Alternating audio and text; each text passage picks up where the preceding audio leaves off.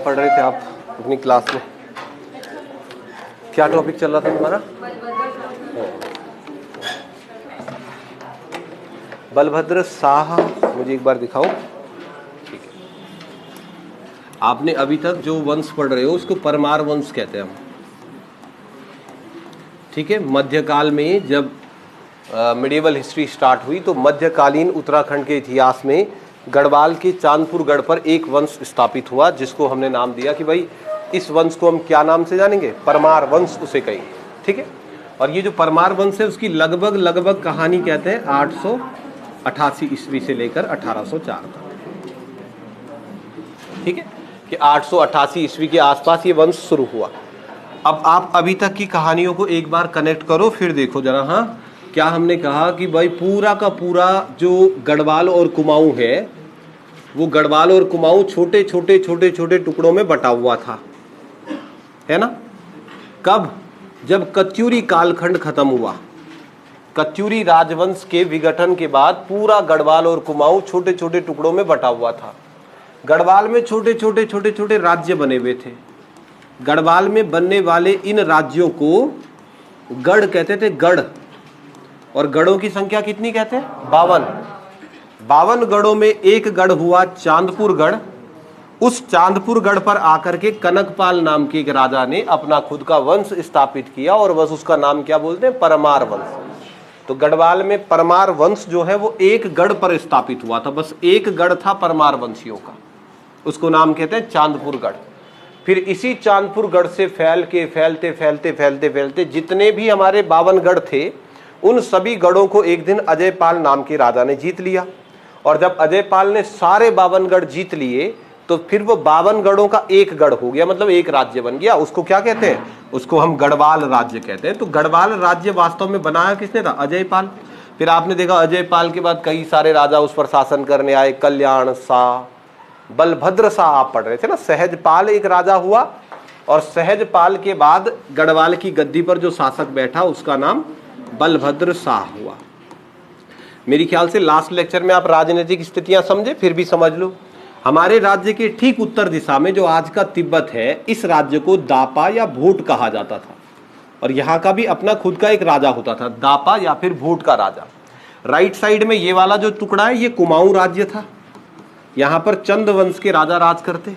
फिर आप दक्षिण की तरफ आओगे तो दक्षिण में हमारे राज्य की सीमाएं दिल्ली राज्य से लगती थी, क्योंकि दिल्ली के राजा का जो क्षेत्र था ना, बिजनौर तक राजा दिल्ली का ही राजा का एरिया था। हरिद्वार से लगता हुआ क्षेत्र, रुड़की तक का जो बॉर्डर था वो दिल्ली राजा का बॉर्डर हुआ करता। और फिर हम लेफ्ट साइड में जाएंगे तो इस लेफ्ट साइड में हमारे पास सिरमौर नाम का राज्य था। तो ये बनी हुई थी मोटी मोटी कहानियां।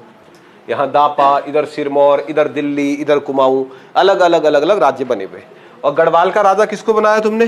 बलभद्र शाह। तो जिस समय गढ़वाल का राजा हुआ बलभद्र शाह, तब कुमाऊं की गद्दी पर जो शासक बैठा था वो रुद्रचंद था, और दिल्ली पर इस समय मुगल वंश का ताकतवर राजा अकबर हुआ, अकबर। तो इस समय दिल्ली की गद्दी पर अकबर राजा हुआ।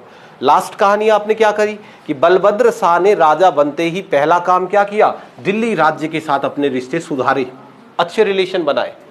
तो बलभद्र शाह के शासनकाल से गढ़वाल और दिल्ली के राजाओं के बीच के संबंध अच्छे हो गए। अच्छे क्या, बहुत अच्छे हो गए, मतलब ये दोनों आपस में मित्र हो गए।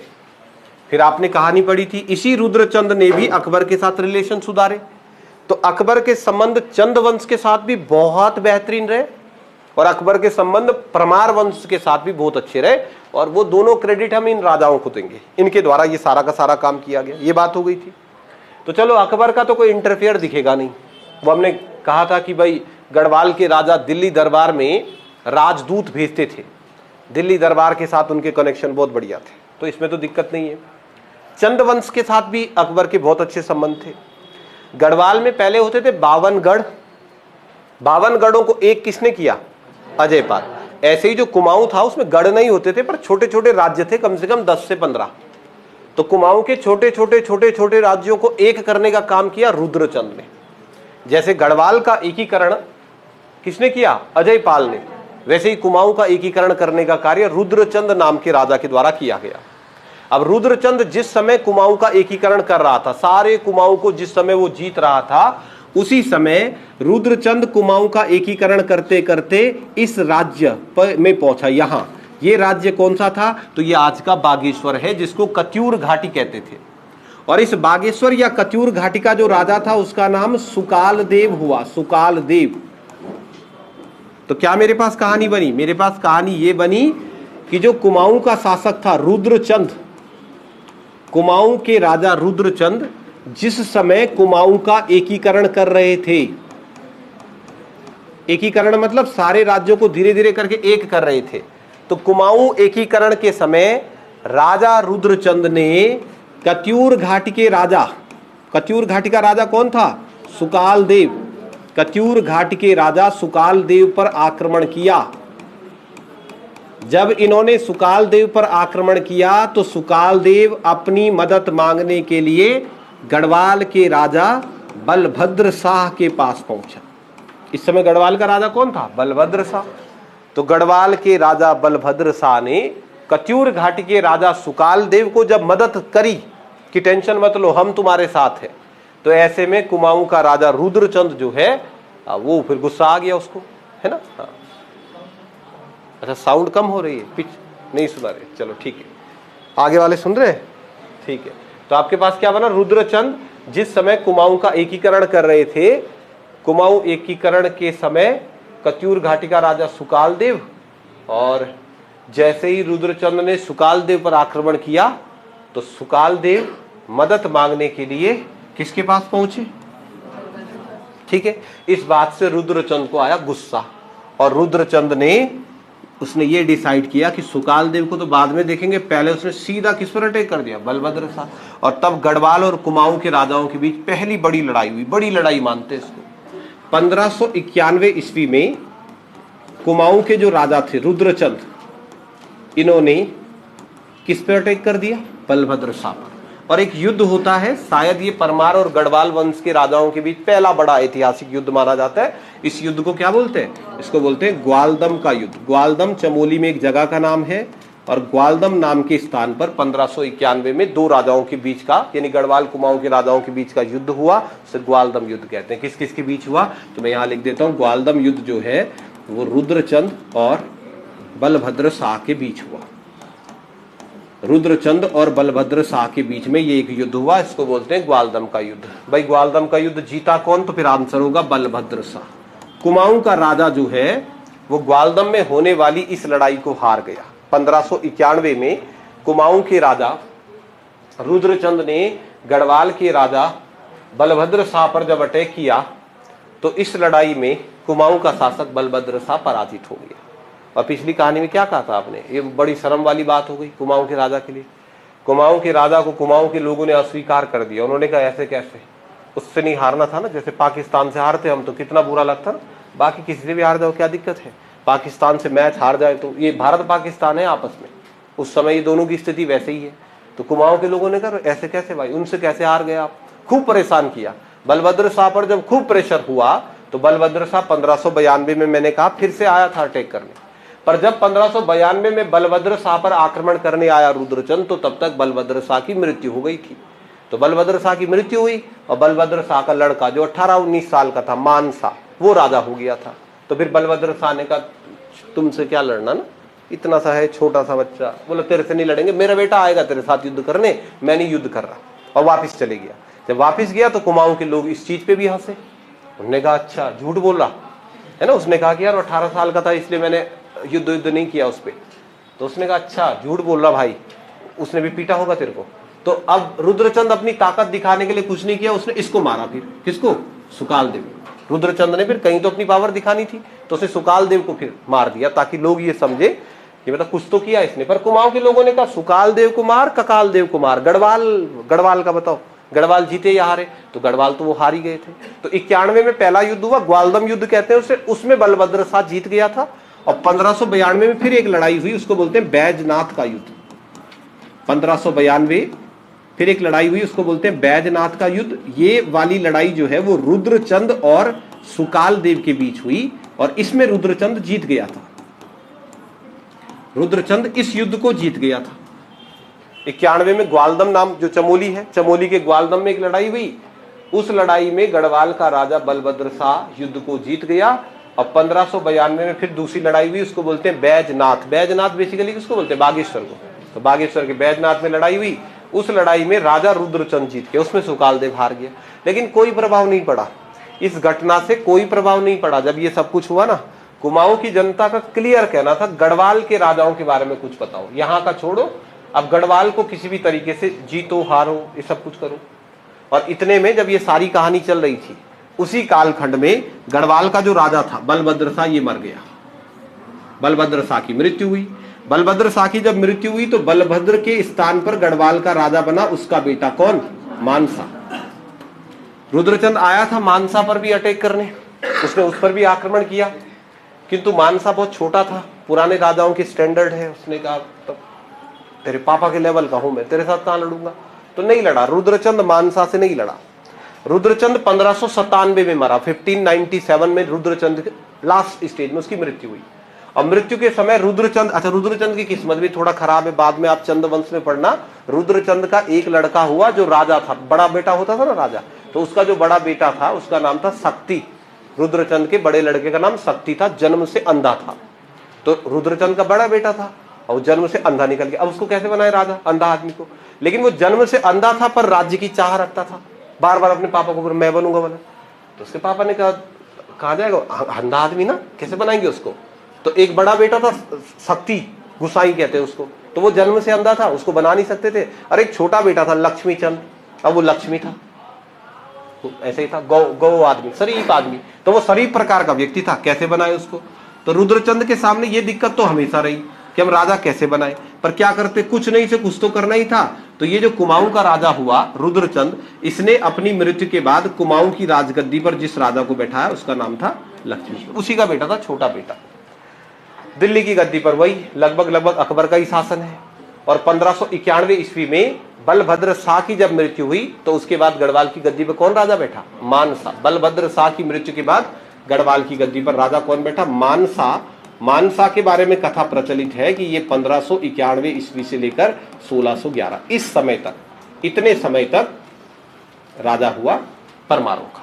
परमार वंश का राजा 1591 ईस्वी से लेकर के 1611 ईस्वी तक मानसा हुआ। पहले बलभद्र शाह और उसका बेटा मानसा। ये है जी पहला राजा। परमार वंश का पहला राजा ये है जो इतिहास लिखवाएगा। तो इस राजा के आने के बाद और इसके बाद आने वाले राजाओं के बाद हमें इतिहास की थोड़ा प्रमाणिकता ठीक ठाक हो जाती है, हम भरोसा कर लेते हैं। इससे पहले तो तुक्के में चल रहा था, अंदाज में चल रहा था। अब मानसा वो पहला राजा है परमारों का जो इतिहास लेखन करवाएगा। अपने दरबार में उसने इतिहास लिखना प्रारंभ करवाया। तो मानसा 1591 से 1611 का राजा हुआ। जिस समय राजा मानसा थे उसी समय कुमाऊं की गद्दी पर राजा कौन हुए? लक्ष्मीचंद। तो कुमाऊं का राजा इस समय लक्ष्मीचंद था। ये बड़ा पावरफुल टाइप राजा है मानसा। इसके बारे में कहते हैं कि राजा बनते ही इसने सबसे पहला काम क्या किया, तो इसने इधर अटैक कर दिया, दापा राज्य पर। दापा मतलब भोट, भोट मतलब तिब्बत। तो इसने तिब्बत पर अटैक किया, तिब्बत में खूब लूट मचाई, वहां से खूब सारा सोना चांदी लेकर के आया। तो कई सारी किंवदंतियां हैं, कई सारे पवाड़े हैं जिनमें मानसा की विजय का उल्लेख किया जाता है कि कैसे उसने दापा राज्य पर अटैक किया, वहां से खूब सारा सोना चांदी लूट करके लाया अपने राज्य के अंदर। कहते हैं श्रीनगर के पास में उसने उस सोने चांदी से एक शहर बसाया, मानपुर एक शहर उसने स्थापित किया। तो ऐसी कई कहानियां चलती है जो हमको ये बताती है कि जब राजा मानसा हुआ तो मानसा के दरबार में इन्होंने सबसे पहले दापा राज्य पर आक्रमण किया। परंतु मानसा की जो सारी कहानियां जिस एक राजा पर केंद्रित है ना, उस राजा का नाम क्या है? लक्ष्मीचंद। कि रुद्रचंद की मृत्यु के बाद जब रुद्रचंद मारा गया तो कुमाऊं की गद्दी पर राजा बैठा लक्ष्मीचंद। और लक्ष्मीचंद जब कुमाऊं का राजा हुआ तो रुद्रचंद ने अपने बेटे लक्ष्मीचंद से ये वादा लिया कि लक्ष्मीचंद आप वादा करो कि आप गढ़वाल राज्य को कैसे न कैसे करके पराजित करोगे, कुछ भी हो जाए गढ़वाल का राज्य तो आपको पराजित कर रहा है। और लक्ष्मीचंद ने अपने पिता रुद्रचंद से ये वादा कर दिया कि हाँ पापा मैं ऐसा कर दूंगा। उसके बाद एक बड़ा खतरनाक कहानी आपने वैसे सुनी होगी ना, कि लक्ष्मीचंद अपनी सेना लेकर आया और गढ़वाल के राजा पर उसने अटैक किया, मानसा पर। युद्ध हुआ, युद्ध में लक्ष्मीचंद हार गया। हारे तो कई राजा आगे भी हारेंगे, लेकिन लक्ष्मीचंद और उसकी सेना युद्ध में हारने के बाद भागती थी। भागना नहीं था ना, युद्ध में अगर आप हार गए तो आगे भी पढ़ेंगे आप कल्याण चंद की कहानियां। युद्ध में हारने के बाद सेना को पीछे नहीं भागना है, क्योंकि युद्ध में भागती हुई सेना दूसरी दुश्मनों के लिए पथ प्रदर्शक का कार्य करती है कि अगर वो पिछली सेना तुम्हारे पीछे भाग गई ना तो आप भाग के जाओगे कहां? अगर लड़ाई हो रही है और लड़ाई होते होते तुम भागे तो भाग के जाओगे कहां? आप कहां जाओगे भाग के? वापस कहां? अपने घर जाओ, दूसरों के घर जाओगे भाग के, अपने एक तो घर जाओगे ना। और जो तो दुश्मन है दूसरी टीम, उनको क्या पता युद्ध में लड़ते समय अगर करणपुर में लड़ाई हो रही है और करणपुर की लड़ाई में तुम भी जा रखे लड़ने, तो जिनसे हम लड़ रहे हैं उनको क्या पता तुम्हारा घर कहाँ है? कैसे पता चलेगा उनको? जब युद्ध में हारने के बाद अपने घर की तरफ भागो, तुम्हारे पीछे पीछे लग जाएंगे। हम स्कूल में पढ़ते थे, ट्यूशन पढ़ते 6वीं 7वीं में, और एक पता नहीं क्या दिमाग में आ गया, हमारा स्कूल के दिनों में दिमाग में एक खुरापात आ गया कि ट्यूशन से घर आते समय हम लोगों के घर में जाते थे और उनके घर में घंटी बजाते थे। जैसे ऐसे चले गए, घंटी बजाए और भागो उसके बाद, और फिर वो लोग सब बाहर आते और हम तो मजा क्या की ना, अकल भी नहीं थी उतनी, ऐसा घंटी बजा दिया और घंटी बजाई तो ऐसे बजा दिया, ऊपर चले गए और फिर उसके बाद फिर बस यही मजा था और कुछ नहीं था। तो एक लड़की हमारी क्लास में पढ़ती थी, प्रियंका, पढ़ने में ठीक ठाक थी, सबसे ज्यादा हम उनके घर की घंटी बजाते थे, प्रियंका के घर की ना। बार बार उस वहां के लिए लड़ाई होती भाई, वहां के लिए आपस में युद्ध हो, तो मैं बजाऊंगा ऐसा करके सब लोग परेशान थे, क्योंकि ट्यूशन पढ़ने वाले लड़कों की संख्या कम से कम 15-16 हुई। आइए फिर 15-16 लोग इधर जा रहे, कोई उधर जा रहे। वैसे तो हमने क्षेत्र बांटे रहते, तुम वहां की बजाओ हम इधर की बजाए, लेकिन कभी कभी क्या होता कि किसी क्षेत्र में दोबारा चले गए, तिबारा चले गए, लोग बड़े परेशान थे। एक दिन प्रियंका वाली कॉलोनी में ना वहां के लोगों ने ट्रैप बिछाया, उन्होंने जाल बिछा दिया। घर के कुछ लोग पहले से ही घर के बाहर रहे, पहले से ही थे घर के बाहर, हमें क्या पता कि तो अब वो शाम को गए उधर घंटी बजाने। जैसे ही एक था हमारे क्लास में तोता भाई, तोता बोलते थे, तोतला था ना, तोता भाई ऐसे घंटी बजाया, 3-4 थे वो, अब बस घंटी बजा के पीछे घूम रहा था। वहां प्रियंका का पापा चाचा सब थे खड़े, उन्होंने कहा प्यार से पकड़ो पहले इनको, और हम ऊपर रोड में ना, तो तोता एक विश्वासघाती दोस्त हुआ। विश्वासघाती इसलिए कि खुद पिटता, उसने कहा अंकल जी बाकी के वहां है बल हमारे लिए। उसने पकड़ते पहला वर्ड क्या बोला, अंकल जी बाकी के वहां है, और फिर पूरी कॉलोनी वाले ना वहां पीछे भागने लग गए। अब सुनो ये इसकी कहानी समझना आप लक्ष्मीचंद की। सब भागे, मैं भी भागा, सबके सब अपने घर भागे, उनके पीछे पीछे अंकल भी घर भागे। भागते समय मेरे दिमाग में एक ही कहानी चल रही थी कि कहीं मैं भाग के घर गया और पीछे ये अंकल आया, मेरी माँ क्या हाल करेगी मेरा ना। मेरी माँ की चप्पल तो ऐसे थी रखी 24 घंटे, हमेशा बचपन से रही वो। अब फिर मेरी मम्मी मारते हुए रुकती भी नहीं, नॉन स्टॉप भाई 1-1.5 घंटे। तो मुझे उस अंकल का डर नहीं था, मार लेना अंकल कोई दिक्कत नहीं है, घर का डर बहुत ज्यादा था। इसलिए मैं भाग के अपने घर नहीं गया। गोविंद थापा के एक था मेरा दोस्त ना, और मैं भाग के सीधा गोविंद थापा के घर पहुंचा। अब गोविंद थापा के घर पे था गोविंद थापा का पापा, और मैं भाग के सीधा उसके घर के अंदर चले गया। उसके पापा इतना जानते भी नहीं थे मुझे, और पीछे से वो अंकल आ गए। वो अंकल था, उनको कह रहे अरे भाई साहब इधर लाओ, बोले उसको पहले 2 थप्पड़ मारे उन्होंने। तो क्या दिक्कत है, तो अपने घर थोड़ी पिटा ना। अब फिर कह रहे गोविंद थापा के पापा को समझाओ इसको, ये है ऐसा है, ट्यूशन पढ़ने जाता कि यहाँ जाता। अब गोविंद थापा के पापा कुछ समझ ही नहीं आ रहा, मैं उनसे मेरा क्या मतलब ना, ये वो सो। अब वो बीच बीच में बोल रहे मुझे बेटा क्या हुआ, मैंने बोला चुप रहो अंकल, तू ना थोड़ी देर चुप रहो, जान दे इनको। तो वो चले गए। सबके घर वालों ने उसके बाद ट्यूशन छोड़ा, मेरा ट्यूशन नहीं छोड़ा, क्योंकि ये बात मेरे घर तक नहीं पहुंची। क्यों? मैं भाग के घर नहीं गया, और लक्ष्मीचंद करता था वो गलती। युद्ध में हारने के बाद हमेशा घर भागता, भागने की जल्दी थी इनको। तो पहला युद्ध हुआ, हारने के बाद भाग गए। फिर इसने 1598 में फिर आक्रमण किया, फिर हारे, फिर भागे, फिर तीसरा, फिर भागे, चौथा। कैसे बार बार ये गढ़वाल राज्य पर आक्रमण करता, और हर बार युद्ध में हारने के बाद भाग जाता था। तो जब 3-4 बार इसने गढ़वाल राज्य पर अटैक करते रहा, तो चौथे या 5वें युद्ध के समय गढ़वाल के राजाओं ने इनकी मजाक उड़ानी शुरू कर दी। जैसे ये युद्ध करने आ जाए, हो मानसा। पहले जो युद्ध होते थे ना, द्वंद्व युद्ध होता है। युद्ध कभी ऐसे थोड़ी होगा तुम्हारी मेरी लड़ाई हो रही, ये खड़ा मैं खड़ा, मैं चिटा खपड़, डायरेक्ट थोड़ी होगा ना। पहले द्वंद्व युद्ध होता है, देखते तुम रामलीला वगैरह में, राम खड़ा इधर, रावण खड़ा इधर। पहले रावण अपनी यश कीर्ति गा रहा है, फिर वो गा रहा है। तो इनके साथ ना, राजाओं के साथ कुछ लोग चलते थे, वो एक वाद्य यंत्र बजाते, मैं नाम भूल गया उसका, क्या बोलते उसको, छोटा सा ढोलक होता है जो ऐसा वाला हुड़की। तो राजा के साथ हमेशा एक हुड़की वादक चलता, और वो हुड़की बजा के पहले राजा की यश कीर्ति गाता था, पवाड़े गाता था कि हमारा राजा लक्ष्मीचंद तो ऐसा तैसा ये। तो जैसे युद्ध हुआ 4-5वीं बार का, लक्ष्मीचंद का पवाड़े गाने वाला जैसे गीत गाने लगा, हमारा राजा इतना खतरनाक ये वो सो। तो गढ़वाल के राजा खूब हंसे, और गढ़वाल के राजा ने इसको लक्ष्मीचंद को पहली बार बोला, और भाई श्याल बोले, श्याल बोला इसको। श्याल जानते, श्याल मतलब सियार। तो श्याल किस चीज के लिए फेमस है? भागने के लिए। तो ये भागता था युद्ध से, तो इन्होंने सबसे पहले इसका एक नाम तो ये रख दिया, और भाई श्याल। तो इसका नाम ही पड़ गया श्याल राजा। बार बार इसके सामने सब कह रहे हो श्याल, तो बुरा लगता ना आदमी को। पर वो तब भी लड़ा 5वीं बार। फिर 5वीं बार के युद्ध में फिर हारा, फिर वापिस गया, फिर 6वीं बार आ रहा, फिर हारा। तो ऐसा कहते हैं जब लक्ष्मीचंद ने गढ़वाल राज्य पर 6 आक्रमण किए और 6 की 6 बार वो हार गया, तो 7वीं बार जब वो गढ़वाल पर आक्रमण करने आ रहा था तो तब उसको उसकी पत्नी ने रोका, अपनी खुद की पत्नी ने रोका। और पत्नी ने कहा कि कितना बेशरम है रे तू, ना शर्म नहीं आ रही तेरे को? बार बार जाता है, हार के आता है, तेरा क्या है? तेरे को लोग श्याल कहते, मेरी होती बेइज्जती, मेरी फ्रेंड लोग मेरे को बोलते श्याल की पत्नी, श्याल, अजीब लगता ना। तो उसने कहा मत जा भाई, रहने दे, नहीं है तेरे बस का तो क्यों जा रहा? तो लक्ष्मीचंद ने अपनी पत्नी के सर पर कसम खाई कि बस इस बार तेरी कसम, इस बार तो जीत के आऊंगा बल में, अगर मैं जीत के नहीं आया तो शकल नहीं दिखाऊंगा। बड़ी बड़ी बात कर दी। तो फिर उसकी पत्नी ने कहा यार सर पे कसम खा रहा तो सही बोल रहा होगा। फिर उसने 7वीं बार गढ़वाल पर आक्रमण किया और फिर हारा। और अब की बार कसम भी खा रहा की पत्नी की। तो 7वें युद्ध में हारने के बाद जब वो वापिस जा रहा था घर, तो घर जाते समय यहाँ से तो भाग गया, घर जाते उसके कदम आगे बढ़ ही नहीं रहे, शर्म अलग। और राज्य में उसके राज्य के लोगों ने खूब परेशान किया उसको। सब लोग जब लक्ष्मीचंद वापिस लौटता अपने अपनी छत में खड़े होते, एक ही प्रश्न पूछते, हार गया जीत गया? कोई पूछता ही नहीं था। और हमेशा उसको हाँ कहना पड़ा ना। तो उसकी मनोदशा समझो आप लक्ष्मीचंद की, कि हमेशा वापिस जा रहा है और लोग पूछ रहे हैं गया, अजीब लगता ना। तो उसने 7वें आक्रमण के बाद कहते हैं अपने राज्य की सेना को आदेश दिया कि मुझे नगर के बाहर ही उतार दो। शहर से पहले ही उतर गया। शहर से पहले उतर के अपना मुकुट सारे राजशाही वस्त्र सब उतार दिए, पुराने फटे पुराने कपड़े पहने, अजीब टाइप मस्सा मुस्सा लगाया मुंह पे, ऐसे भूत टाइप का बन गया ना। और मुकुट माकुट था नहीं। और तब चुपके चुपके जा रहा था घर, जंगल के रास्ते चुपके चुपके चुपके, बोले पीछे पीछे निकलता हूँ, एक बार घर चले गए, बाहर नहीं आऊंगा फिर ना, बेइज्जती हो रही थी बार बार। तो जब वो ऐसे जंगल के रास्ते जा रहा था, तो कहते हैं जब जंगल के रास्ते गया लक्ष्मीचंद, तो वहां 2 स्त्रियां थी, घास काट रही थी। घास के लिए जाते महिलाएं, तो वो घास काट रही थी। तो उन दोनों स्त्रियों में आपस में ये डिस्कशन हुआ कि ये कौन जा रहा है ऊपर ना। तो एक स्त्री ने कहा यार लग तो राजा रहा। उसने कहा राजा ऐसे थोड़ी होगा, फटे पुराने कपड़े पहन के जा रहा। तो दूसरी महिला ने कहा रुक जाए एक बार, टेस्ट करते एक बार। और चुपके चुपके जा रहा था।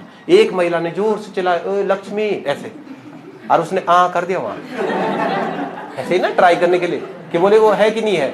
तो उसने ऐसे कर दिया लक्ष्मी, और उसने कह दिया बस। तो वो महिला को चल गई पता, ये बात छुपेगी कहीं।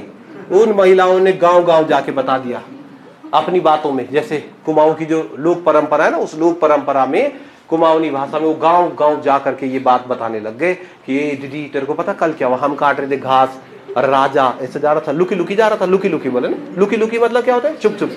तो गढ़वाल वालों ने इसका नाम रखा श्याल, और कुमाऊं वालों ने इसका नाम रखा लखुली। लखुली बिराली, बिराली क्या होती? बिल्ली, बिल्ली जैसे जाती है। तो गढ़वाल के राजाओं ने ये नाम रख दिया, कुमाऊं के राजाओं ने ये नाम रख दिया। और कहानी क्या हो रही है कि 7 बार गढ़वाल के राजा पर आक्रमण किया, परंतु कभी जीत नहीं पाया। उसके बाद लक्ष्मीचंद ने 8वीं बार गढ़वाल पर आक्रमण का प्लान बनाया। पहले गया बागेश्वर, वहां पर बागनाथ मंदिर का जीर्णोद्धार करवाया। तब उसको लगा कि अब तो देवता का आशीर्वाद है मेरे साथ। और 1602 में उसने गढ़वाल राज्य पर 8वीं बार आक्रमण किया। गढ़वाल का राजा हो गया था परेशान। गढ़वाल के राजा ने कहा इसका डेली का है, अगर इसको जिंदा छोड़ दोगे ये 9वीं बार भी आएगा, डेली आएगा। हाँ हार वही रहा है, लेकिन हमारा टाइम भी तो बर्बाद हो रहा। तो मानसा ने 8वें युद्ध के समय अपनी पूरी सेना के साथ नहीं लड़ा। जैसे यहाँ पे लड़ाई हो रही है, तो यहाँ पर मानसा ने अपने कुछ ही सैनिक रखे और आधे से अधिक सैनिक नीचे बुद्धिबाई की दुकान में रखे नीचे, कि यहाँ से हम इसको मारेंगे, ये भागेगा पक्का। तो जब ये भागेगा तुम नीचे पकड़ना इसको और खत्म करना, इस बार मानसा की हत्या ही कर दो। 8वां युद्ध हुआ। 8वें युद्ध में भी राजा लक्ष्मीचंद पराजित हुआ और पराजित होने के बाद भाग गया। यहां से भागा, लेकिन भागा तो नीचे जैसे ही पहुंचा ग्राउंड पे, तो वहां पहले से ही सेना खड़ी थी। तो लक्ष्मीचंद घबराया ना भयंकर। अब उसने अपनी सेना को बोले अब मत रुको रे, भागो, नीचे दूसरी सेना है। और लक्ष्मीचंद और उसके सैनिक उस दिन बहुत तेजी से भागे, बिल्कुल भाग गए यहां से। तो लक्ष्मीचंद की सेना जब 8वें युद्ध में हारने के बाद कुमाऊं की तरफ भागी, तब पीछे अब की बार गढ़वाल सेना भी भागी, किसको निपटाना है, खत्म करना है। अब लक्ष्मीचंद तो अभ्यस्त था भागने का, रास्ते भी पता थे। गढ़वाल की सेना के लिए नया रास्ता था। भागते भागते भागते वो जो गढ़वाल के सैनिक थे धीरे धीरे थकने लग गए। अब ये लक्ष्मीचंद की सेना भाग रही, पूरी लक्ष्मीचंद की सेना, अब पीछे से गढ़वाल की सेना। तो कहते हैं गढ़वाल में कम से कम 300 सैनिक थे जो इनका पीछा कर रहे थे। अब वो सैनिक जैसे जैसे आगे बढ़े, और जहां जहां थकते रहे वहां वहां बैठते रहे। धीरे धीरे एक दौर ऐसा आ गया कि गढ़वाल के बाद 10 ही सैनिक भाग रहे और सब थक गए। तो फिर इन 10 ने कहा भाई क्या करना, आगे चलना कि नहीं चलना। तो इनका एक लीडर था, गढ़वाल सेना का एक लीडर, उसका नाम खतर सिंह था। तो खतर सिंह कह रहा कि ना आज तो राजा ने बोल रखा तो, और खतर सिंह भागते रहा। फिर ये 10 से 5 हुए और थके और बैठे, फिर 5 से 4 हुए, फिर लास्ट में 2 ही थे, एक खतर सिंह एक और। तो उसने कहा भाई अब हम 2 ही हैं भाई। तो उसने कहा रहने दे मैं ही जा रहा। और खतर सिंह अकेला ही इनके पीछे भाग रहा, पूरी कुमाऊं की सेना के पीछे। और इतने में कुमाऊं की सेना ना हवाला बाग पहुंच गई, अल्मोड़ा के बिल्कुल द्वार पर। और हवाला बाग में जब लक्ष्मीचंद की सेना भाग रही थी तो लक्ष्मीचंद ने कहा अपने सैनिकों को, भाई एक बार पीछे देखो जरा, एक बार पीछे जाके देखो कितने आ रहे हैं, कहीं ऐसा ना हो हमारे घर में ही पीट दे हमें ना। दिक्कत है, बाहर तो कितना भी मार खाया, क्या फर्क, पता चला कि गांव में ही पीट जाए। तो लक्ष्मीचंद के सैनिकों ने पीछे देखा, उन्होंने कहा सर एक ही आदमी आ रहा, एक है बस, वही तलवार लेके आ रहा। तो फिर लक्ष्मीचंद ने कहा फिर क्यों भाग रहे, फिर तुम एक ही आ रहा, फिर कहां भाग रहे, एक ही तो है वो। और फिर लक्ष्मीचंद की सेना रुक गई। जब लक्ष्मीचंद की सेना रुकी तो खतर सिंह आया और उस लक्ष्मीचंद को पकड़ने आ रहा था। तो उन्होंने पूछा उसको कहां जा रहा भाई, उन्होंने कहा तेरे को पकड़ने आया हूं। तो उन्होंने कहा पकड़ा तो तू गया, अब अकेला अकेला पकड़ेगा पूरी सेना को और सिंगल भाग रहा तू, सलमान खान है क्या तू भाई, अकेला कैसे करेगा तू। तो लक्ष्मीचंद ने खतर सिंह को प्यार से बिठाया कुर्सी पे और प्रेम से काटा उसका गला हल्के हल्के करके, और फिर उसका जो ऊपर सर था उसे फेंक दिया वहीं। और उसके बाद लक्ष्मीचंद ने अपने सैनिकों को कहा बेटा कोई 3-5 करेगा तो देख चुप हो जाओ सब। और खतर सिंह का जो कटा हुआ सर था उसको फेंक दिया और बाकी का जो धड़ था उसको कंधा पे उठाया लक्ष्मीचंद ने, और फिर गया अपने राज्य में, अपने राज्य के अंदर प्रवेश किया। जैसे ही वो अल्मोड़ा पहुंचा, अल्मोड़ा पहुंचते ही जैसे मान लो ये पहला घर है, तो जाते ही सबसे पहले इस घर के बाहर खड़ा हुआ और दरवाजा खटखटाया, वहां बाहर आओ बल, अंदर वालों को बुलाया। और जब लोग आए बाहर, हाँ लक्ष्मी क्या हुआ, तो उन्होंने कहा देख कंधे पे कौन है।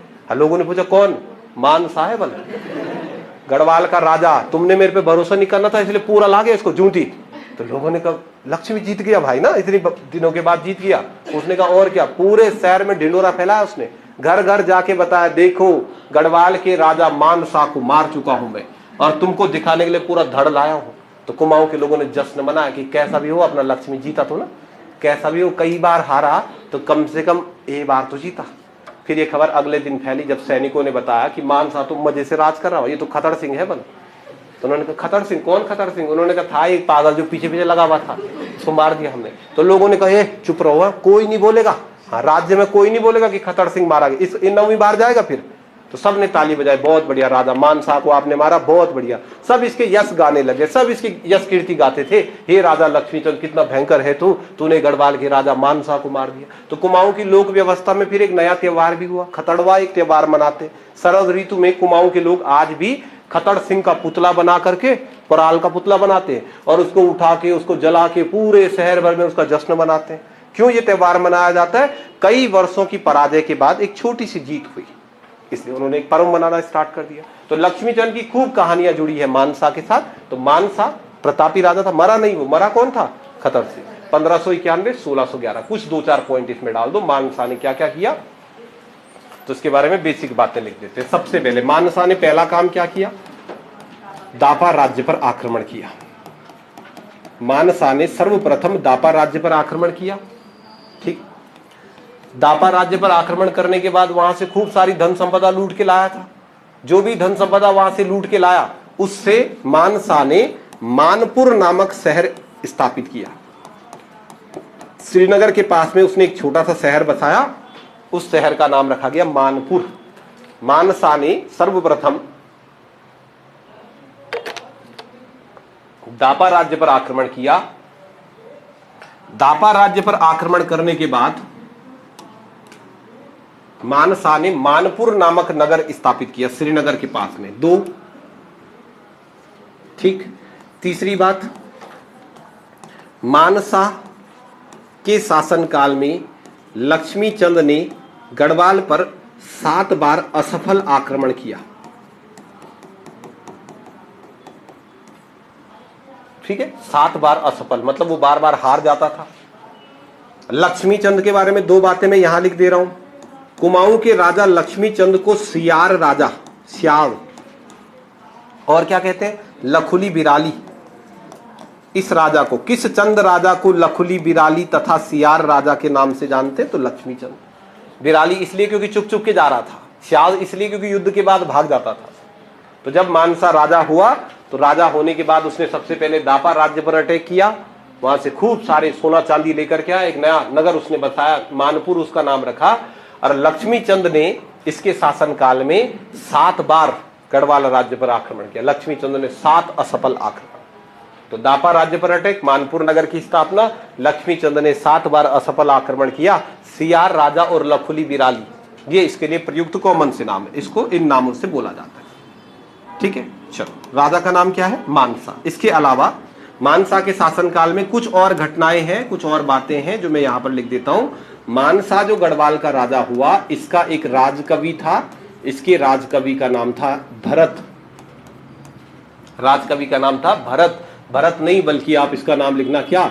ज्योतिक राय भरत, क्योंकि ये अपने आप को कहता था कि मेरा नाम तो भरत है, पर इसके राजकवि भरत ने ये कहा है कि मैं मानसा का दरबारी कवि होने से पूर्व जहांगीर के दरबार का कवि था। अब ये थोड़ा सा अतिशयोक्ति लगती है ना, ये थोड़ा बड़ी चढ़ाई बात लग रही है। लिखने वाला खुद लिख रहा है, तो अगर कोई व्यक्ति खुद अपने बारे में कुछ लिखे तब हम इतिहास में उसमें बहुत ज्यादा विश्वास नहीं करते, क्रॉस चेक करना पड़ता है एक बार।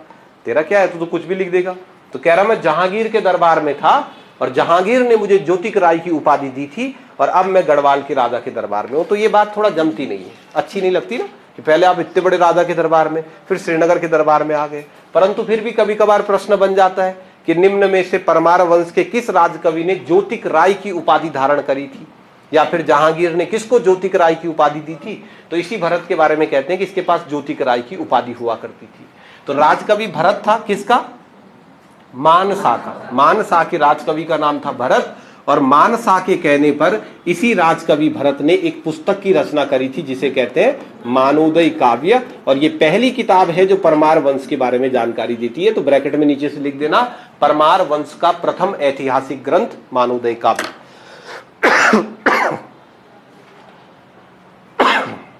मानसा के राजकवि का नाम भरत,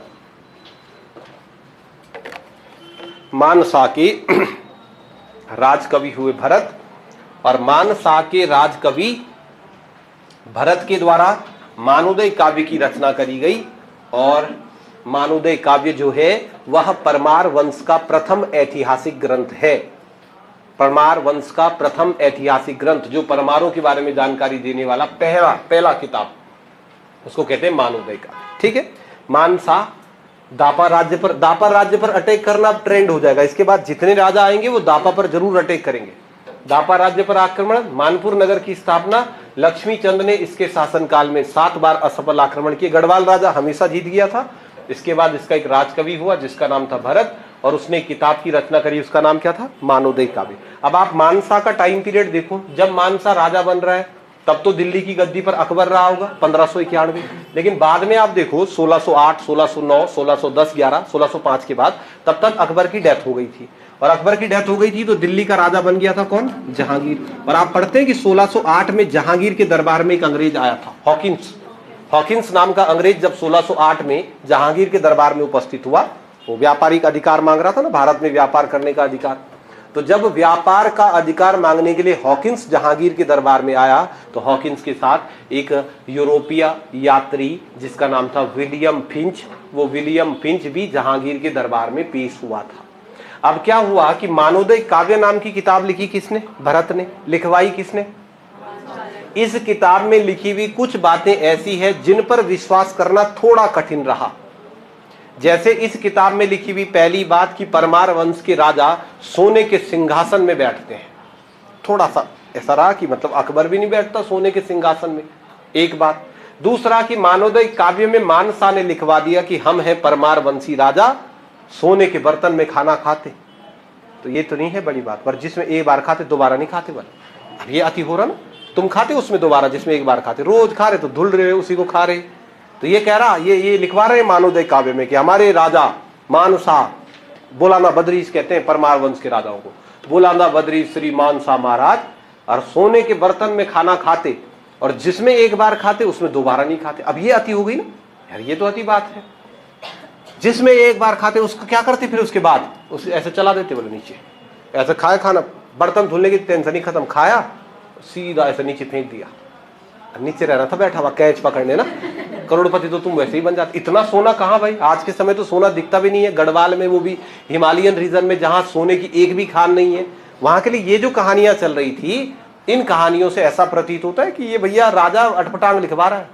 तो उसी समय ये जो विलियम फिंच नाम का आदमी था, किसके दरबार में आया था? ये जहांगीर के दरबार में। तो जहांगीर के दरबार में आने वाला ये जो विलियम फिंच नाम का व्यक्ति था, ये जहांगीर के दरबार से घूमते घूमते जब वो निकला होगा, आगरा से दिल्ली घूमते हुए, जौनपुर राज्य होते हुए, हरिद्वार, ऐसा घूमते घूमते, और कहते हैं 1611 में यह विलियम फिंच राजा मानसा के दरबार में उपस्थित हुआ। विलियम फिंच जब मानसा के दरबार में गया तो वो अपना यात्रा वृतांत लिख रहा था, और अपना यात्रा वृतांत लिखते समय विलियम फिंच ने लिखा कि मैं भारतवर्ष में एक पहाड़ी राजा के दरबार में गया, जिस राजा के राज दरबार में राजा सोने के बर्तन में खाना खाता है, और उसने मुझे भी सोने के बर्तन में खाना खिलाया। तो हमने कहा हाँ जी भैया, इसका मतलब ठीक बात है भाई। जब विलियम फिंच इस बात की प्रामाणिकता देता है ना कि हाँ गढ़वाल का राजा सोने के बर्तन में खाना खाता है, तो हमने कहा हाँ ये बात फिर बिल्कुल एकदम सही जम गई। तो आप एक पॉइंट इस पर लिखना कि 1611 में विलियम फिंच ने मानसा के दरबार की यात्रा की। 1611 में विलियम फिंच ने मानसा के दरबार की यात्रा की। ठीक है, विलियम फिंच ने मानसा के दरबार की यात्रा कब की? 1611। ठीक है, विलियम फिंच के दरबार की यात्रा की। यूकेपीएससी वालों ने 2015 या 16 में रेंजर परीक्षा में सीधा प्रश्न पूछा, इसी को घुमा के पूछ दिया उन्होंने, प्रथम यूरोपीय व्यक्ति कौन था जिसने राज्य की यात्रा करी? तो ये विलियम फिंच जो है, ये पहला यूरोपियन है, यूरोप से आया हुआ पहला व्यक्ति है जो हमारे राज्य में एंट्री करता है। और हमारे इतिहास में तो मददगार होगा ही ना, क्योंकि यूरोपीय व्यक्ति है, उनके इतिहास पर हम ज्यादा विश्वास रखते हैं। तो 1591 से 1611 बलभद्र शाह की मृत्यु के बाद राजा कौन हुआ? मानसा। 91 से 1611 तक इसने राज किया। कोई खास बातें नहीं है, लक्ष्मीचंद के अटैक याद रखना। और सबसे इंपॉर्टेंट ये राजा हमारे लिए क्यों हुआ? क्योंकि इसने एक ऐतिहासिक ग्रंथ की रचना करी, मानवोदय काव्य इसने लिखा, इस वजह से ये राजा थोड़ा सा चर्चाओं में रहता है। कहानी 1611 तक की, जब तक राजा मानसा हुआ। 1611 में मानसा की मृत्यु हुई, और मानसा की मृत्यु के बाद गढ़वाल की गद्दी पर जो राजा बैठा उसका नाम था श्यामसा। मानसा का बेटा कौन हुआ? श्यामसा। अब ये राजा बना 1611 में, और राजा रहा 1631 तक। मानसा की मृत्यु के पश्चात गढ़वाल की राजगद्दी पर अगला जो शासक बैठा, इस राजा का नाम हुआ श्यामसा। ये भी चर्चित राजा है, खूब चर्चाओं में रहता है। श्यामसा गढ़वाल की राजगद्दी पर जो राजा बैठा उसका नाम था श्यामसा। जिस समय श्यामसा गढ़वाल की गद्दी पर बैठा, तब दिल्ली की गद्दी पर राजा बैठा था जहांगीर। तब तक दिल्ली का राजा जहांगीर हो गया था। कुमाऊं अभी नहीं चलते, वहां की कहानी भी पढ़ेंगे। लेकिन दिल्ली में इसके समकालीन जिस शासक का उल्लेख है उसका नाम था जहांगीर। अब इसके बारे में सुनो। श्यामसा, श्यामसा नाम का ये जो राजा है क्यों चर्चित है, क्यों इसकी चर्चा होती है? सर, ये परमार वंश के राजाओं में नंबर 1 का स्वेच्छाचारी शासक था। स्वेच्छाचारी जानते आप? मन मर्जी का शासक, जो मन कर दिया वो करेगा, मन मर्जी का, जो इसका मन किया उसने अपने शासनकाल में वही व्यवस्था चलाई, किसी की नहीं सुनता था। एक फेमस कहावत है उत्तराखंड में, कहते हैं श्याम शाह की कोलई, सीधी तो सीधी और बांगी तो बांगी। मतलब क्या हुआ? श्याम शाह की कोलई, कोलई मतलब होता है चीड़ का जो पेड़ है ना, उसको बोलते हैं कोलई। और कोलई का पेड़ सीधा तो होता ही नहीं है, ऐसा तो स्ट्रेट होगा, लेकिन बांगा होता तो ऐसा तिरछा मिर्छा ऐसा होता। जो कोलई, जो चीड़ का पेड़ है, उसकी टहनियां टेढ़ी मेढ़ी होती है। तो कहते हैं श्याम शाह की कोलई सीधी तो सीधी, मतलब अगर श्याम शाह ने कहा कि कोलई सीधी है तो सब कहेंगे जी हाँ सर सीधी है। और उसने कहा बांगी तो फिर बांगी मतलब टेढ़ी। तो जिसको उसने कह दिया सीधा तो फिर सीधा, और जिसको उसने कह दिया बांगा तो फिर बांगा। तो ये स्वेच्छाचारी राजा था, मन मर्जी का राजा। इसका जो मन किया इसने वो सब कुछ किया। और गढ़वाल राज्य को संकट में डालने वाला भी यही हुआ। इसकी एक कहानी पहले सुनो। ये जो श्याम शाह था, इसका एक बेटा था, इसके लड़के का नाम था दुलाराम शाह। और जब दुलाराम शाह 9 साल का था, सिर्फ 9 साल का बच्चा था, तो ये अपने बेटे दुलाराम शाह को अलकनंदा नदी में ले गया, श्रीनगर के पास, और सारे राज्य के राज दरबारियों के सामने इसने कहा मेरा पुत्र दुलाराम शाह आज स्विमिंग सीखेगा, स्विमिंग, तैराकी, अलकनंदा नदी में। तो लोगों ने कहा मत कर रे भाई, छोटा है बच्चा, बाद में सीख लेगा। उसने कहा छोटा का क्या मतलब है, श्याम शाह का लड़का है ये। और अपने बेटे दुलाराम शाह को अलकनंदा नदी में फेंक दिया, खुद भी नहीं किया। कहा श्याम शाह का बच्चा है, शेर का बच्चा है, बाहर आ जाएगा। वो वहीं मर गया, वो दुलाराम शाह, उसकी वहीं मौत हो गई। अब इसका बेटा ही नहीं था। पुत्र की चाह में इसने दूसरा विवाह किया, नहीं हुआ। तीसरा, चौथा, 21वां, 22वां, 31वां, 41वां, 51वां, 60 किए, 60 शादियां करी, 60 विवाह, फिर भी बेटा नहीं हुआ। तो एक संकट बड़ा आ जाएगा। परमार वंश की सबसे बड़ी परंपरा, राजा का पुत्र ही राजा बनेगा, यही समझ लेना इस बात को। जैसे मान लो राजा है ए, अब इस राजा के 2 बेटे होते हैं बी और सी। मान लो उदाहरण के लिए बी का बेटा है एक्स, सी का बेटा मान लो नहीं है। ये था राजा। इसके बाद राजा कौन बनेगा, ये बी राजा बनेगा, बड़ा बेटा ही राजा बनेगा। अगर कहीं बी की मृत्यु हो जाए तो गलती से भी सी राजा नहीं बनेगा। ये परमाणु की फेमस प्रथा है। सी नहीं बनेगा। क्यों नहीं बनेगा सी, कि अगर सी बन गया तो सी का बेटा ना, फिर उसका बेटा, यहां चलेगी ब्रांच, जबकि उत्तराधिकारी कौन था। तो अगर कहीं राजा होने वाला व्यक्ति कहीं उसकी मृत्यु हो जाए तो उसके बेटे को राजा बना देते, चाहे वो 2 साल का हो या 3 साल का हो, टेंशन नहीं लेते। 2-3 साल में बना देते हैं राजा, पर दूसरी ब्रांच पे नहीं जाते, दूसरे पे जाते ही नहीं है कभी। लेकिन यहां दिक्कत थी कि जब श्याम शाह की मृत्यु हुई तो 60 विवाह के पश्चात भी उसको कोई पुत्र नहीं था, तो कैसे बनाएंगे राजा। तो पीढ़ी में पीछे जाना पड़ा, श्याम शाह के चाचा को बनाना पड़ा राजा। तो श्याम शाह की स्वेच्छाचारी था, अब उसकी मनमर्जी की वजह से। तो क्योंकि ये एक स्वेच्छाचारी शासक था, इसलिए इतिहासकारों ने, मनमर्जी वाला जो व्यक्ति अपनी मनमर्जी ज्यादा चलाता है, ऐसा भारतीय इतिहास में कौन राजा हुआ, मोहम्मद बिन तुगलक। वो भी था ना पागल, मैं जा रहा पहाड़ों में, कराची लबियान, खुरासन, कभी और उधर तुगलकाबाद राजधानी ले गया, मजा नहीं आ रहा, वापिस। वो जो अपनी मनमर्जी वाले होते हैं उनको मोहम्मद बिन तुगलक कहते हैं। तो ये जो गढ़वाल का राजा है श्याम शाह, ये राजा को हमारे राज्य के इतिहासकारों ने नाम दिया है गढ़वाल का मोहम्मद तुगलक। इसको बोला ये राजा थोड़ी था, ये तो पागल था, इसे गढ़वाल का मोहम्मद तुगलक भी कहते हैं। मोहम्मद तुगलक मतलब पागल, जिसके कोई थ्योरी ना हो, कोई कॉन्सेप्ट ना हो, मनमर्जी, जो मन किया वैसा कर दिया। तो सबसे पहले श्याम शाह एक स्वेच्छाचारी शासक है, मनमर्जी का राजा। दूसरा, इस श्याम शाह को गढ़वाल का मोहम्मद तुगलक कहते हैं। गढ़वाल का मोहम्मद तुगलक अपनी मनमर्जी चलाता था। ऐसी कुमाऊं में भी एक राजा है देवीचंद, उसको कुमाऊं का मोहम्मद तुगलक कह देते हैं। तो गढ़वाल का मोहम्मद तुगलक, ऐसा इस राजा को कहा जाता है। क्यों कह रहे हैं इसको ऐसा, तो इसके कुछ बातें आप सुनो। क्या किया इसने, सबसे पहले राजा बनने के बाद, चलो बेसिक एक तरफ से शुरू करते हैं। सबसे पहले इसने भी दापा राज्य पर आक्रमण किया, पिता की नीति का अनुसरण करते हुए।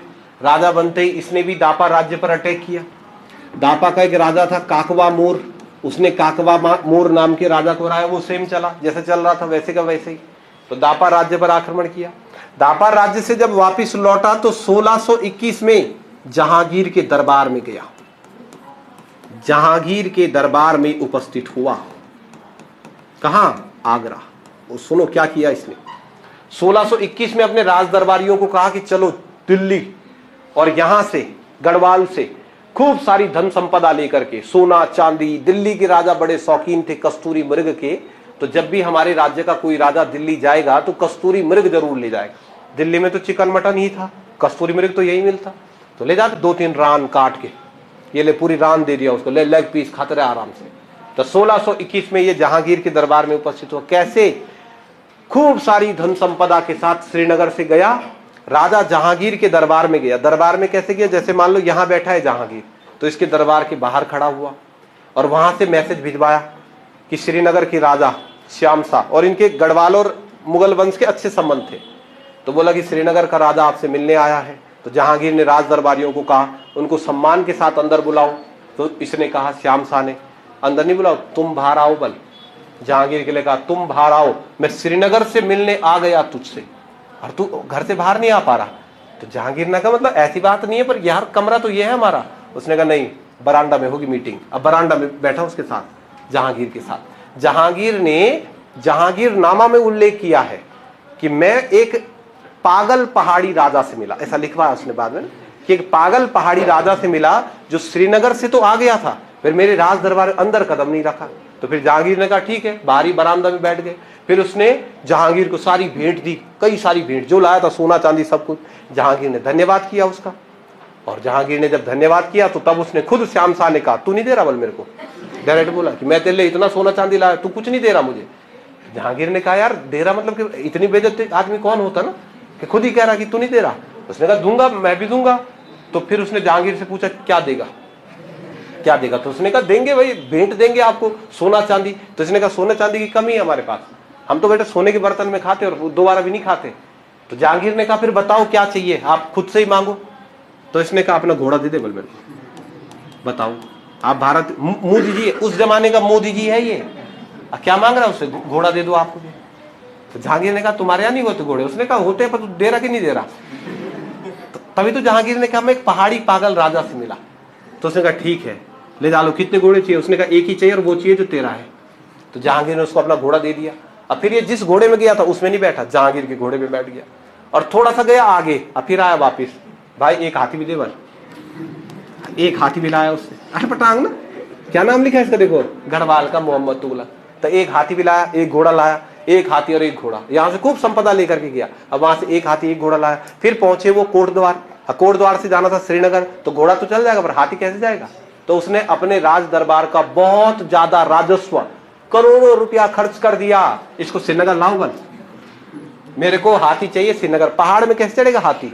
कई राज दरबार में जो बहादुर टाइप लोग होते, भड़ कहते हैं उनको, भड़, तो कई भड़ों को ले गया, उनको कह रहा था जिंदा हाथी को उठा के लाओ। यार पॉसिबल है बताओ आप, हाथी को जब घोड़ा भी होता तो उठा के ले आओ। कई सारे लोगों को वहीं रखा। फिर कई दिनों बाद जब वो हाथी ऊपर नहीं पहुंचा पाए तो फिर उसने कहा कि वापिस दे दो बल जहांगीर को। फिर दिल्ली गए, जहांगीर को वो हाथी वापस दे दिया। तो जहांगीर ने ना इस घटना का उल्लेख किया है अपनी जहांगीरनामा में। हमारे पास कई बार प्रश्न आता है कि जहांगीरनामा में गढ़वाल की किस राजा का उल्लेख मिलता है, तो हम कहते हैं श्याम शाह। या एक बार यूके SSC वालों ने प्रश्न पूछा कि जहांगीर ने एक हाथी और एक घोड़ा किसको दिया, तो ये है ना पागल, मतलब यार दिल्ली जा रहे क्या चाहिए तुमको, घोड़ा। अबे यार मतलब कुछ भी मांग सकते हो आप, कुछ ना ही मांगो, संबंध तो अच्छे हैं ही वे। तो ये पागल टाइप है, स्वेच्छाचारी राजा। क्या किया गढ़वाल का मोहम्मद तुगलक? एक पॉइंट आप लिखो, 1621 में श्याम शाह ने जहांगीर के दरबार की यात्रा करी। 1621 में जहांगीर ने श्याम शाह के दरबार की, श्याम शाह ने जहांगीर के दरबार की यात्रा की। जहांगीर ने श्याम शाह को एक हाथी और एक घोड़ा भेंट स्वरूप प्रदान किया, भेंट स्वरूप प्रदान किया। जब भी किसी पागल राजा का उल्लेख हो तो आप श्याम शाह में टिक मार देना। फिर एक हाथी और एक घोड़ा उसे भेंट स्वरूप प्रदान किया, उसको जहांगीर ने उपस्थित किया। ब्रैकेट में लिख देना जहांगीरनामा में उल्लिखित है ये राजा। इस राजा का उल्लेख जहांगीरनामा में भी मिलता है हमको। तो कब इसने जहांगीर के दरबार की यात्रा करी? तो फिर आपका आंसर होगा 1621 में। 1621 ईस्वी के अंदर जहांगीर के दरबार में उपस्थित हुआ राजा श्याम शाह। पुत्र था, दुलाराम शाह था, पर दुलाराम शाह को अलकनंदा नदी में एक हिसाब से आपको तो बहा ही दिया। उसके बाद पुत्र नहीं हुआ। 60 रानियां थी, जिसका उल्लेख बाद में अजवेडो नाम के एक यात्री ने किया कि 60 रानियां थी। जब ये मरा तो 60 चिताएं और जली, सती प्रथा, उसका भी प्रमाण मिलता है, बाद में देखना। तो 60 रानियां थी, पुत्र हुआ नहीं। तो जब पुत्र हुआ नहीं, स्वेच्छाचारी था, स्वेच्छाचारी था तो अपने राज दरबारियों को इकट्ठा कर दिया, ज्योतिषों को इकट्ठा कर दिया और फिर ज्योतिषों से पूछा कि बताओ हमारा पुत्र क्यों नहीं हो रहा है। तो फिर ज्योतिष शास्त्रियों ने इस राजा को समझ लिया है, पागल है। कोई तुम्हारा दोस्त भी होगा ना, मोहम्मद बिन तुगलक। मोहम्मद बिन तुगलक कहते हैं उनको जिनकी थोड़ा तारीफ कर दो हवा में नाचने लग जाए। हवा में मतलब कि आपने अपने दोस्त को बोला यार भाई एक बात है, तो शाहिद कपूर लगता है, और उसने 100 रुपए की पार्टी करा दी। ये होता मोहम्मद बिन तुगलक, है ना, कि जिसको थोड़ी सी प्रशंसा कर दी, भाई साहब भाई यार आदमी है तो तू है, और उसने जम 500 निकाल दे ले, तो ऐसा आदमी को बोलते मोहम्मद बिन तुगलक। ऐसे व्यक्ति को खुश करने का एक ही तरीका है, उसकी प्रशंसा करते रहो। इसके खिलाफ बोल दोगे गला काट देगा। तो जब ये अपने राज ज्योतिषियों के पास गया और इसने कहा कि पुत्र क्यों नहीं हो रहा मेरा, तो राज ज्योतिषी इसके साथ खेलते रहे। उन्होंने कहा तुम्हारा घर का दरवाजा गलत दिशा में खुल रखा, उत्तर दिशा में बनाओ दरवाजा, और इसने लगा दिए मिस्त्री चलो उत्तर दिशा में। उत्तर दिशा में हुआ तो इसने कहा किचन गलत जगह है, तो उत्तर दक्षिण खिलाते रहे इसको। तो जिस समय राजा हुआ श्याम शाह, तो इसके राज दरबार में इसका एक ज्योतिष शास्त्री था, उसका नाम था शंकर देव। अब ये शंकर देव के पीछे लग गया ना, इसने कहा मेरा बेटा क्यों नहीं हो रहा, बता तू ज्योतिष शास्त्री है, कैसे होगा मेरा पुत्र। तो शंकर देव घुमाते रहा इसको, खिड़की गलत है तो खिड़की बदल देता, दरवाजा गलत है ये बदल देता, अब पुत्र हो ही नहीं रहा। तो शंकरदेव तलवार लेके शंकरदेव के पीछे पड़ा हुआ रहा, बता क्यों नहीं हो रहा। तो शंकरदेव ने एक दिन कह दिया कि पूरा श्रीनगर ही गलत है, पूरा श्रीनगर का ही वास्तु गलत है, नए तरीके से बसाओ ताकि टाइम लग जाए ना, उतना दिन मैं जिंदा तो रहूंगा। तो शंकरदेव ने कहा पूरा वास्तु ही गलत है, नए तरीके से बनाओ। ये इतना पागल था कि मिस्त्री लगा दिए, तोड़ो, पूरा श्रीनगर उजाड़ा, नए तरीके से उसने श्रीनगर बसाया। तो शंकरदेव इतिहास में इसीलिए फेमस है क्योंकि उसने वास्तु की पहली किताब लिखी थी राज्य में, उसको बोलते हैं वास्तु शिरोमणि। वास्तु शिरोमणि वास्तु शास्त्र की पहली पुस्तक है हमारे राज्य में, और वो शंकरदेव जो कि श्याम शाह का राज दरबारी कवि था उसके द्वारा लिखी गई थी।